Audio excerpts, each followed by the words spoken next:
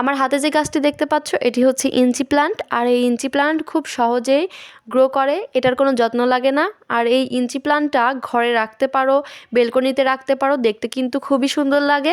ছাদেও রেখে দিতে পারো, ছাদে কিন্তু রেখে দিলে যখন ইঞ্চি প্লান্টটা বড় হবে নিচের দিকে ঝুলে পড়বে, দেখতে কিন্তু খুবই সুন্দর লাগে। আর এই ইঞ্চি প্লান্টটা কিন্তু আমি 2 সপ্তাহ আগে কিনেছি। অনেকটা গাছ কিন্তু একদমই শুকিয়ে গেছে আর এইটুকু সবুজ আছে, তো এইটুকু আমি লাগিয়ে দিব, ইনশাল্লাহ হয়ে যাবে। এই জন্য ভাবলাম এটাকে লাগিয়েই ফেলি আর তোমাদের সাথে একটু শেয়ার করি। ইঞ্চি প্লান্টটা আমি কিভাবে লাগাবো সেটা দেখাবো তোমাদেরকে।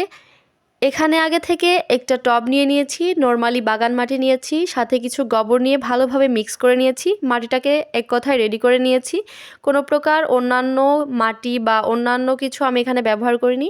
এই যে ইঞ্চি প্লান্টটা আমি ছোট ছোট খণ্ড করে কেটে নিব। তার আগে বলি, এই যে ইঞ্চি প্লান্টটা দেখছো এটা কিন্তু জয়েন্ট থেকে খুব সুন্দরভাবে শিকড় হয়, আর সেই শিকড় থেকে কিন্তু চারা তৈরি হয়। তাই এটাকে আমরা এভাবে না বসিয়ে কেটে নিব।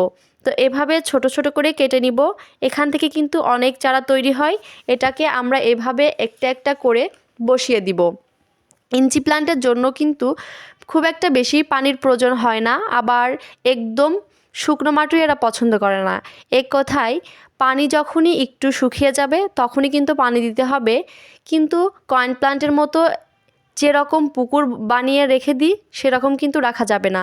আর অবশ্যই টবের নিচে ছিদ্র করে দিবা, তাহলে দেখবা খুব সুন্দরভাবে ইঞ্চি প্লান্টগুলো গ্রো করছে।